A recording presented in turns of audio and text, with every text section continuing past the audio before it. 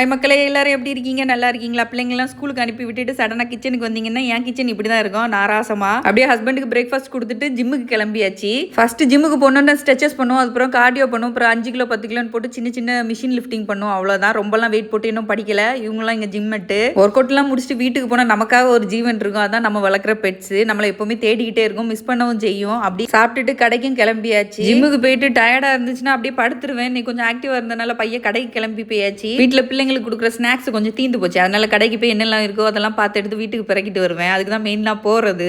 Order போட்டு parachute, chilli powder, அதுக்கப்புறம் sunrise, மேகிலாம் வந்துருந்துச்சு. அதுக்கு நம்ம ரிட்டன் பே பண்ணணும் இல்லையா? அதுக்கு பே பண்ணி முடிக்கிறதுக்குள்ள என் கண்ணு மொழியெல்லாம் பிதிங்கிடும். சில நேரம் காசு இருக்கும், சில நேரம் இருக்காது. இல்லாத பட்சத்தில் பக்கத்து கடையிலேருந்து வாங்கி நாங்கள் செட்டில் பண்ணிடுவோம். கடையில் எப்போமாவது காசு இருக்கும், அப்போ ஒரு ஈக்காவும் காணாது. இல்லாத நேரத்தில் எல்லாரும் படம் எடுத்துட்டு வருவாங்க. அப்படி எனக்கு தேவையான திங்ஸ் எல்லாம் வாங்கிட்டு என்னோட சேலரியும் எடுத்துட்டு வீட்டுக்கு கிளம்பியாச்சு.